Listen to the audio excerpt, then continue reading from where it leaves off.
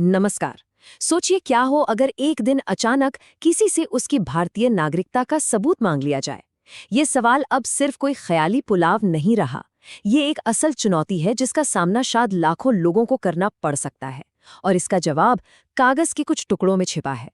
ये सिर्फ कोई सरकारी काम नहीं है, ये हमारी पहचान का सवाल है। तो चलिए आज इस पहेली को परत दर परत सुलझाते हैं। जरा कल्पना कीजिए, वोटर लिस्ट का ड्राफ्ट आता है और उसमें से किसी का नाम गायब है और कुछ ही दिनों में एक सरकारी नोटिस घर आ जाता है जिसमें नागरिकता का सबूत मांगा गया हो।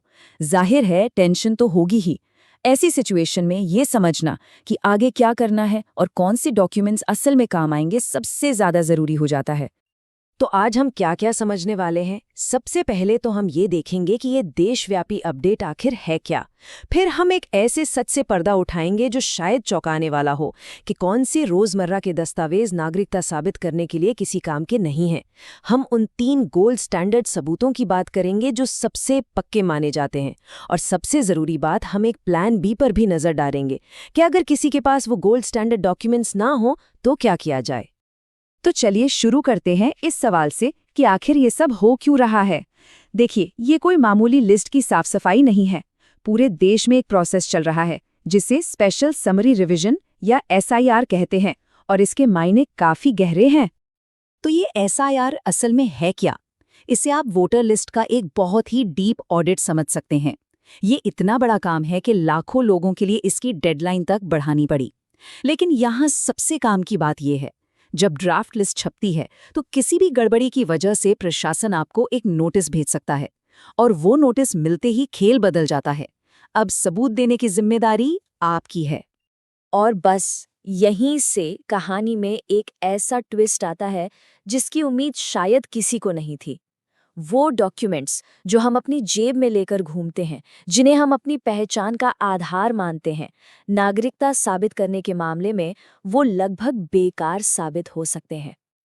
हाँ, ये सुनने में थोड़ा अजीब और शायद चौंकाने वाला भी लगे, लेकिन ये सच है। वोटर ID कार्ड, आधार कार्ड और राशन कार्ड, इन तीनों को नागरिकता का पक्का सबूत नहीं माना जाता। सवाल ये है कि भाई ऐसा क्यों है?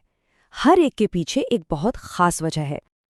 तो वोटर ID के मामले को समझने के लिए हमें थोड़ा सा टाइम में पीछे जाना पड़ेगा। 80 और 90 के दशक की कल्पना कीजिए। कोई डिजिटल रिकॉर्ड नहीं था। एक अधिकारी रजिस्टर में नाम लिखता था और अक्सर जैसा सुना वैसा ही लिख दिया। शर्मा का सरमा हो सकता था, उम्र बस अंदाजे से लिख दी जाती थी। इन रिकॉर्ड्स में मानवीय गलतियों की भरमार थी और यही वजह है कि आज इन्हें भरोसे के लायक नहीं माना जाता। अब बात करते हैं आधार कार्ड की। देखिए, इस मामले में तो अदालतों ने बार बार एक फर्क बिल्कुल साफ कर दिया है। आधार कार्ड को किसी की बायोमेट्रिक पहचान साबित करने के लिए बनाया गया था, उसकी राष्ट्रीयता के लिए नहीं। जैसा कि स्क्रीन पर लिखा है, ये तो साबित करता है कि कोई व्यक्ति कौन है, पर यह नहीं कि वो कहाँ से है। और आखिर में आता है राशन कार्ड। अब देखिए, इसकी कहानी थोड़ी दुखद है क्योंकि इसका इतिहास धोखाधड़ी से भरा हुआ है। सालों से सिस्टम में लाखों नकली या घोस्ट कार्ड पकड़े गए हैं जो उन लोगों के नाम पर बने थे जो कभी थे ही नहीं। इस वजह से इसकी विश्वसनीयता पर गंभीर सवाल उठे हैं और इसीलिए नागरिकता जैसे नाजुक मामले में इसे सबूत नहीं माना जा सकता। तो सवाल ये उठता है कि अगर ये तीनों आम IDs काफ़ी नहीं है तो फिर क्या है?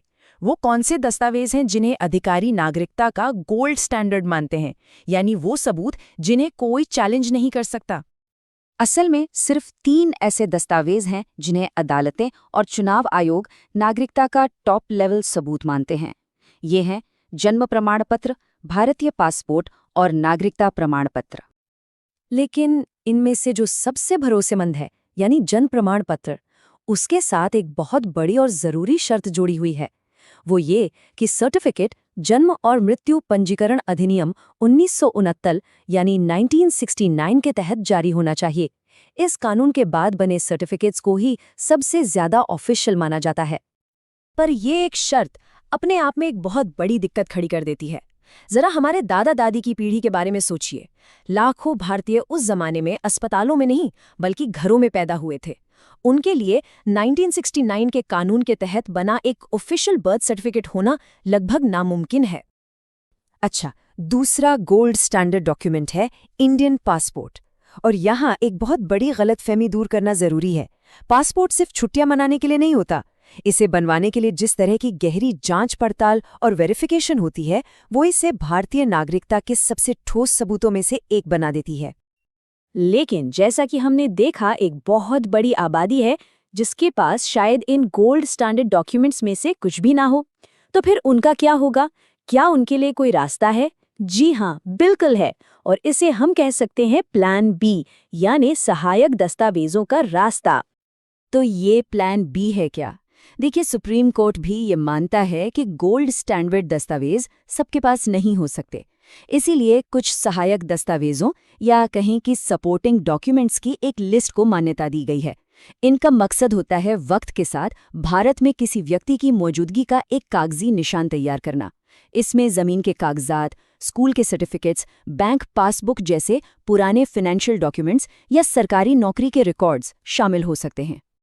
लेकिन इन सपोर्टिंग डॉक्यूमेंट्स को इस्तेमाल करने का एक गोल्डन रूल है, एक ऐसा नियम जो पूरा केस बना भी सकता है और बिगाड़ भी सकता है।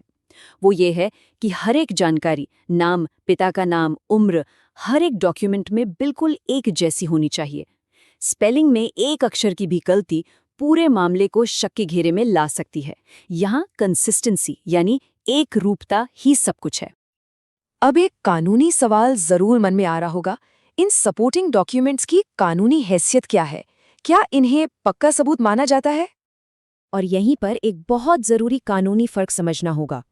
ये जो सपोर्टिंग डॉक्यूमेंट्स हैं, ये कोई पक्का सबूत नहीं है। कानून की भाषा में इन्हें परिस्थितिजन्य साक्ष्य या सर्कमस्टेंशियल एविडेंस माना जाता है। इन्हें एक पहेली के टुकड़ों की तरह समझिए। अकेला एक टुकड़ा शायद कुछ खास ना बताए, लेकिन जब सारे टुकड़े जुड़ जाते हैं तो एक पूरी तस्वीर साफ होने लगती है।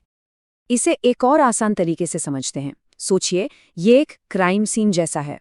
वहां मिले फिंगरप्रिंट्स या सीसीटीवी फुटेज अकेले किसी को दोषी साबित नहीं करते, पर जब इन सब को एक साथ जोड़कर देखा जाता है तो ये एक मजबूत कहानी की तरफ इशारा करते हैं।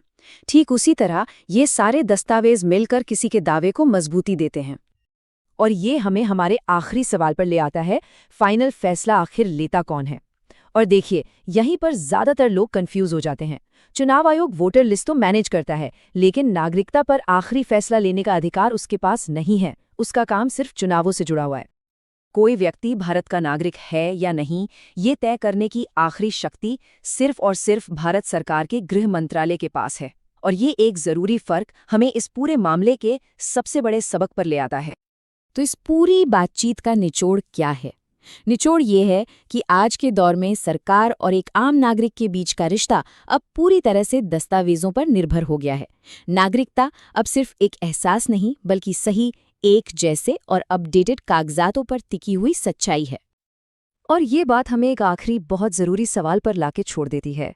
इस नए दौर में जहां हर चीज़ डॉक्यूमेंट से तय हो रही है, क्या कोई सिर्फ एक नागरिक है, या फिर वो अपने ही परिवार के इतिहास का एक ऑफिशियल रिकॉर्ड मैनेजर भी बन चुका है?